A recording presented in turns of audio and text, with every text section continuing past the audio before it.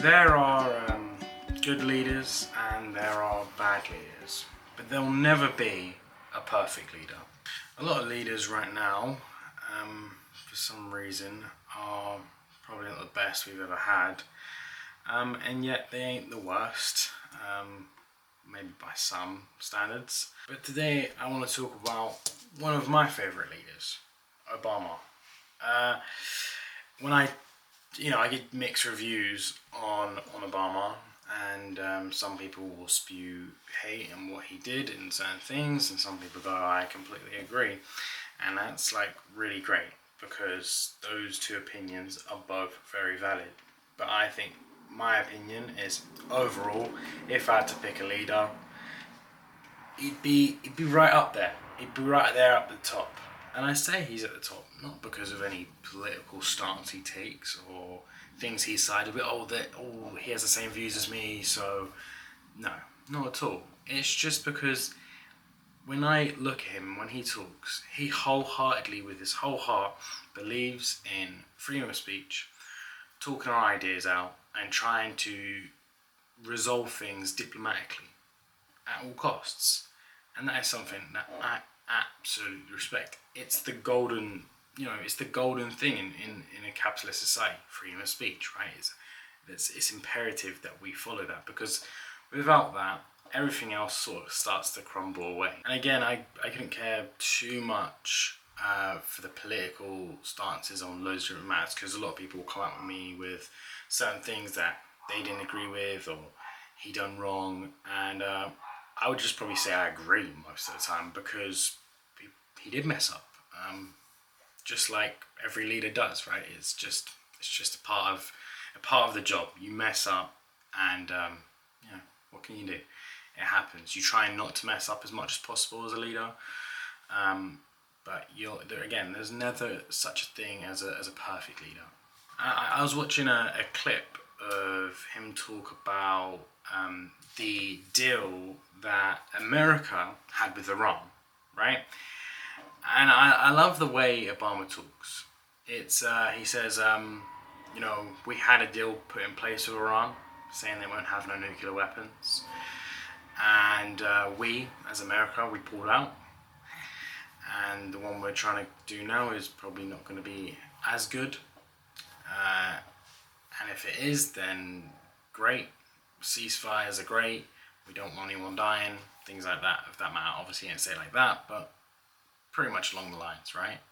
And that deal that was pulled out, wasn't done by America, right? Americans just didn't get around and start voting. Do we pull out of this deal, right? It was one or two or a few people that agreed that this deal is pretty shit, and they ripped it up basically, and that's when Iran started to make nuclear weapons, right? Now, the reason why I bring it up is because he's not trying to get one over. Obama is actually just talking about America, us as people, who they are, right? And it kind of sucks, because when I watch Donald Trump, he looks like a kid. Like when he's like, oh, Biden can't read, or Biden couldn't do this, or Obama couldn't do that, or he's rubbish and their deal was rubbish. It's like he's trying to shoot off and just, I don't know, like it's like he's trying to dig like he's a little kid that's really insecure, and he's trying to hit people, and like for not really any reason, right? Like even maybe Obama, they've had a bit of a back and forth, but Biden is like, man, just an old guy. Like he's not out here trying to snake you and trying to be rude to you. But even now, Trump will still go at him. And for what reason? It's a bit weird. Hey ho. I think most of all, when I look for a leader, I look for their acolytes, or what they've done and what they haven't done, the wars they've waged, or things like that. I look at their character. The restraint Obama has, the maturity, the critical thinking, the morals he has.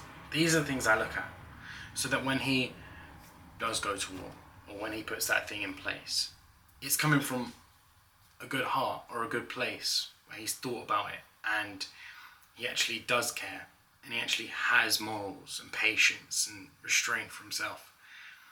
That's what I base it on. You know, when people go, oh, but, you know, Obama did this, or Donald Trump did this, I go, okay, well, you know, why? Why did they do that? Why did they think that was the best option? And that's normally where I come to and I go, well, that's where I would decide who I want as a leader. Not what they did, but why they did it, and why they thought it was a good idea. You could go to war with a country, and in your heart you could feel that that's the best option, that's the only option we've got. Now, I don't think going to war at all is a good option. But if you could view it from their point of stance and go, okay, did they exhaust every other option? Did they try everything else? And then at the end, why did they do that? Again, it still might be a bad choice, but it's the why, right? If one, you know, you got two people here, you got one wants to go so people in their country survive, and this one wants to go for money. Well, you know, I'm gonna side with this person, even though they've done the same thing. I'm still siding with this person, right? Because they have heart. I think as society we've got so turned up on what our leaders can do for us, but we don't really ask why they do what they do. What's in their hearts, what's in their brain. We don't ask that question many times. It's just normally what they can do for us. I'll talk to you guys tomorrow.